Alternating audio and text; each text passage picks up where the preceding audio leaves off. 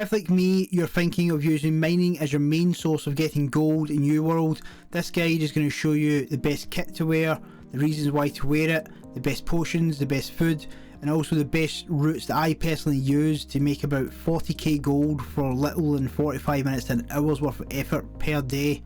The first thing we're going to touch on is your actual gear and equipment. Now, there's one main attribute you want for all your clothes, which is going to be the Adored Mining Luck. You want to try and get as high as possible as you can on your headgear, chest gear, gloves, trousers and boots. Now, this will accumulate and stack, so it's very worthwhile, because with stone cutting comes the chance of getting gems, and my main other income is stone cutting for gems. Now, using both together works really well. Now, you can get these in the marketplace, or if you have already worked on your armor crafting, etc., you can do that as well.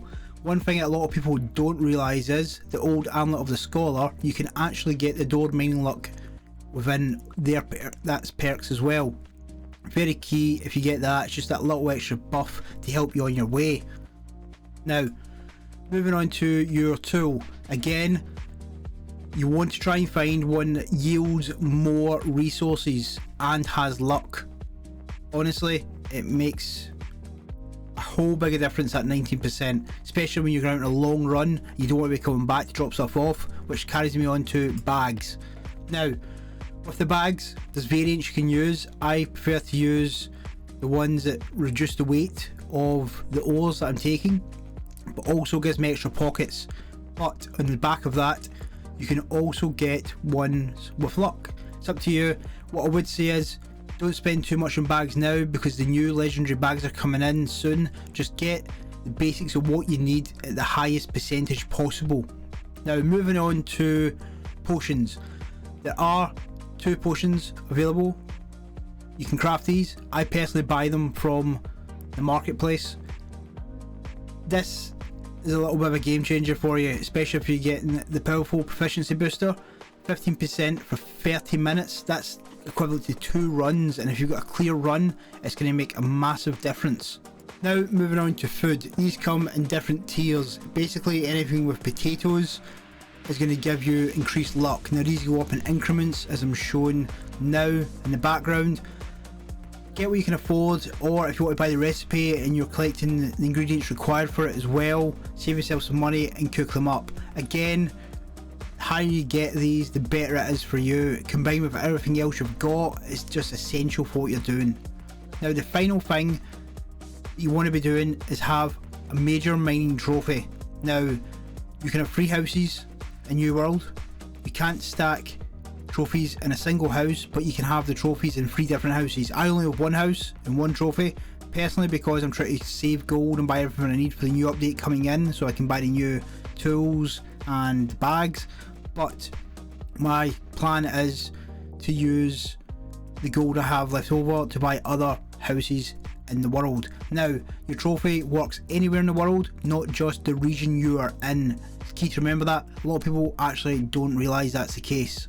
And finally, the last thing you have to do is make sure you have maxed strength attributes. If you have to respec to do this, it comes with the cost of Azov, so bear that in mind. But you can balance some of it out, because all the mining clothes are practically strength based anyway, so the higher strength attribute you get on the mining clothing, you're going to pass that over in your strength attributes as well.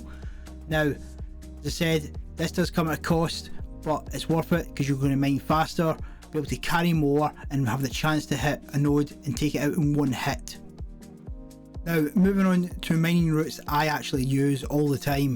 Now, the first one is quite a well known one, but doesn't actually get used as much, especially on the server I'm on. It's in the west of Ebenscale.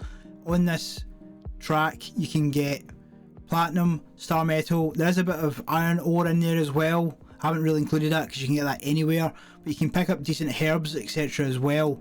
The key to this is to try and make sure you can get it in one solid run, then just rinse and repeat over and over again.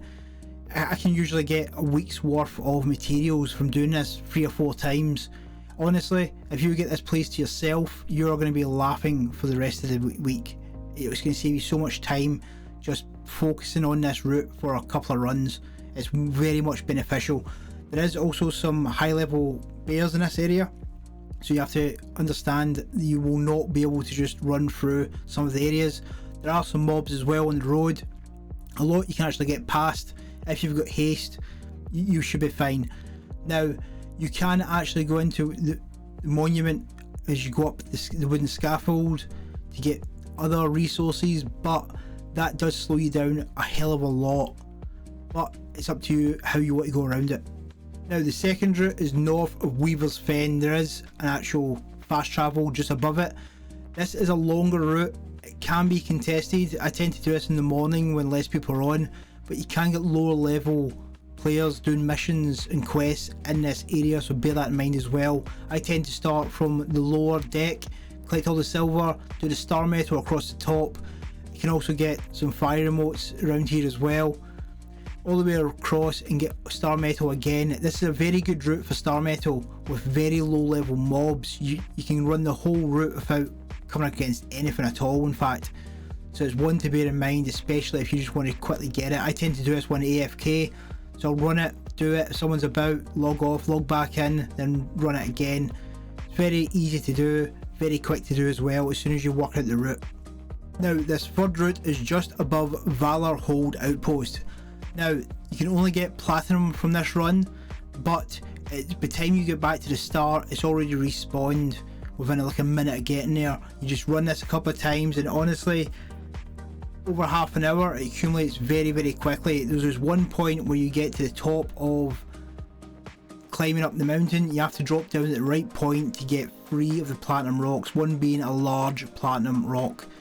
And after that, you just run along the bottom of the mountain again, pick up the little bits. You can also get some high level bows up there as well, so if you want to work in any of your weapons, etc., or if you're doing any daily quests or the town quest, you can quite easily get it done up there. A very good spot, and never anyone near the whole time I've been playing. Next we have Broken Promise. Now this is where I go for gold practically all the time. Not a lot of people go back here. A lot of the people that are here are only doing quest lines and they get in and get back out. All you have to do is enter into the cave, jump into the deep part of the water. There's a load of gold there. Run around the perimeter of inside the cave, pick up the little gold nodes in those areas, and straight back into the deep water again. I will AFK this one as well, wait for the big node to come. As soon as it hatches, I will then mine it and run around again. You can get quite a lot of gold in a short amount of time here if no one is around. Yes, people doing the quest line may mine it, but the chances are, if no one's doing the quest line, they're not going to be in that area. And the last route I'm going to share is Restless Shore. Now, Lodestone is flipped a lot in the market. This area is generally quite quiet because there's not a lot to do over in this area unless you're fishing, etc. I find probably 8 out of 10 times I go here, I managed to get the full route done. Again, it's another AFK area, and the beauty is that you start and end basically at the fast travel within the town itself. Now, there's also emotes you can get around here, so bear that in mind as well. And if you're trying to level up any of your weapons whilst you're waiting, you can go a bit north, take into the caves, level up, and come back out and run it again. So that is it. That is all the equipment, potions, food, routes, attributes, everything to become a mining god.